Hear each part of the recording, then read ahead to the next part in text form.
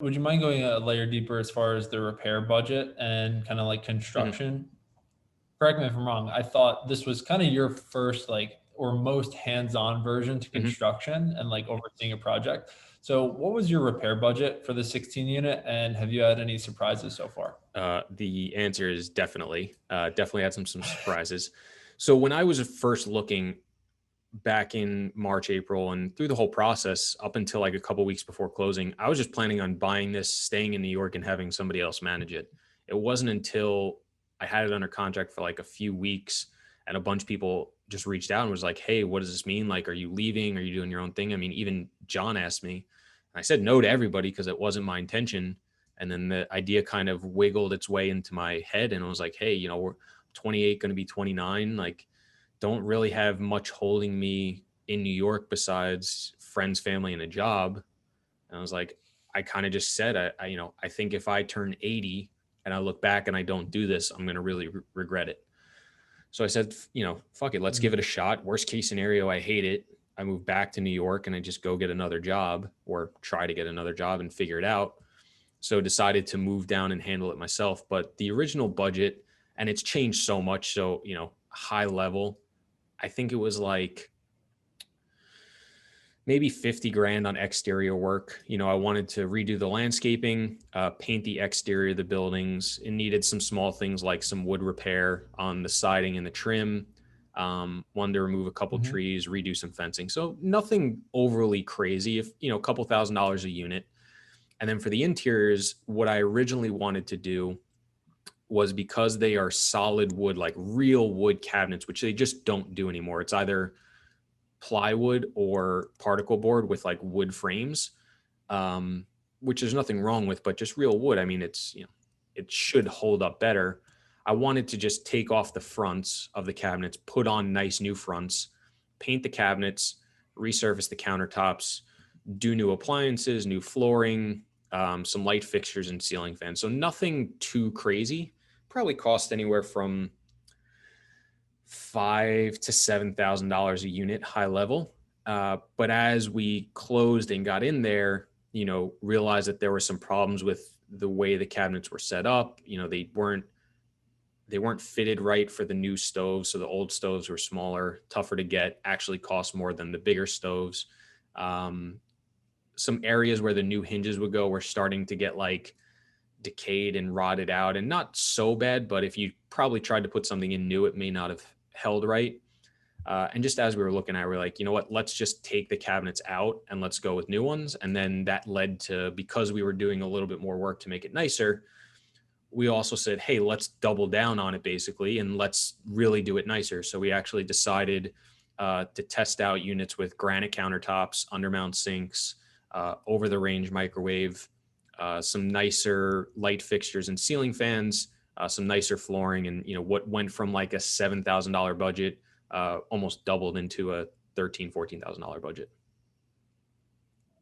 Something that and just like for the audience also, you guys have heard me talk about this so much. Like I'm obsessed with being around the right people and masterminds and just like having people to bounce ideas with. So Chris, myself and Ryan Daigle were in like a pod, I guess you could call it, where we met weekly for, I don't know, 4 5 months, like pretty good amount of time. And this was the question I remember being like obsessed with as like my holdup with multifamily of like, there are so many things you can do. How do you know who to call? And how do you know what's like a must repair versus like a design Mhm. thing? And who do you call? How do you get like accurate quotes? And then on the back end of that, how do you know that those repairs are going to lead to the increase in rents that you're hoping for? Because again, just for the people that aren't so multifamily, like entrenched, the whole goal of doing the business plan is to increase the value of the property through raising rents. And you do that by making it a nicer property. So like for me, there's a million things to look at on a property. There's cabinets, there's landscape, there's trim, there's like, I mean, not a million. There's only a set number, but it's just No, but there's a prioritizing which lot. is Yeah. more important. Yeah, so there's a ton of things. So like, and there might not be a scientific answer, but I would just love to hear how you thought through the process of who did you call to bring in to consult with on this? Was it contractors? Mhm. Was it designers? Was it subs? And then how did you pick and choose like which projects to take on and do that would increase the value of the property the most? Yeah, so I think a couple things. one of the nice things was this submarket I've been a big fan of for a long time. And we had been, we had offered on Jacksonville, probably, what's that? submarket of Jacksonville. Yeah. So where this property was, within a 5 mile radius, let's call it, it's called Orange Park. We had offered on several properties at Toro, and we finally bought one, maybe 5 miles, not even 2 miles away from the 16 unit. It was 117 units. We bought it in April, and it had very similar floor plans to the property I was buying. So we had already gone through the process of buying it, looking at renovations, doing rent comps. So I was very familiar with what other properties were doing in the area, what rental rates were going for. And so I had a lot of knowledge up front already. And when you're looking at renovation scope and what you can push rents to, there's no exact science. But what you're trying to do is, the best situation in the world is if I have my property, I literally have the exact identical property doing the renovation plan literally next door, and I can see what they're getting rents. But that's never the case. Maybe if you're in like an urban area of like Brooklyn or Philly or Chicago, and there's, streets and blocks of very similar buildings, you can do that. But when you're in suburban garden style apartments, like, 70% of markets, it's very rare that you find the exact same building or something right next to it. So oftentimes you're looking a mile away, 3 miles away, and the layout is different, the amenities are different, the style is different. So what you're trying to do is get several different data points and just get an average. And then you'll also look at it on, let's say I thought the rents could go to $1,000. Okay, I'm going to look at the deal as if I get $1,000, but I'm also going to look at the deal as if I get 950 or 900, and then vice versa if I get 1,050 or 1,100. And it doesn't have to be $50 ranges. It can be $10. It can be 25. It's really whatever you're comfortable with. And what you're trying to do is, okay, look at properties that if they do these things to it when they renovate it, what did the rents go to?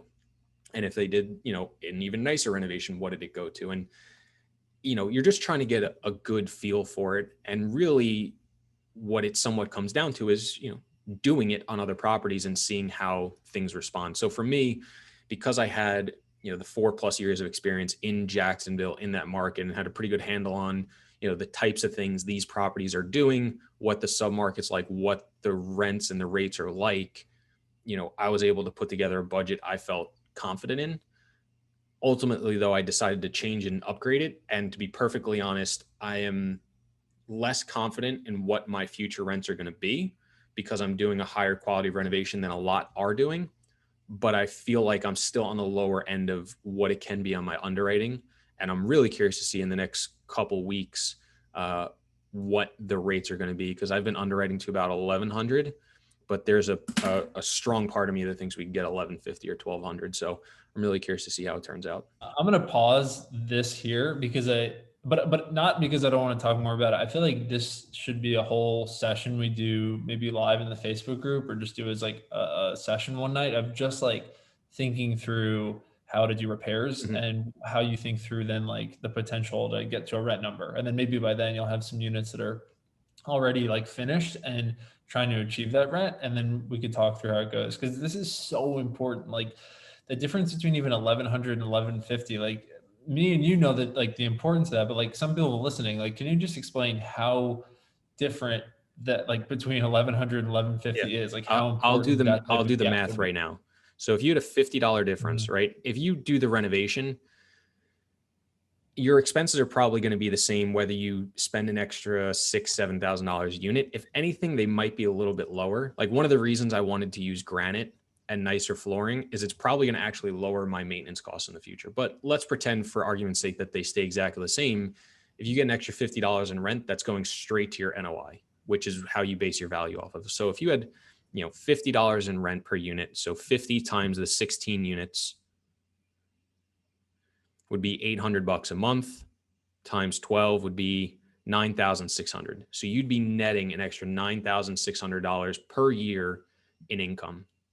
On a valuation, let's just say at a 6 cap, that's an extra $160,000 in value on the property just for getting that extra $50. Yeah. So And that's, to get that, just so anybody listening, to get that, you divide the 9,600 by 0.06.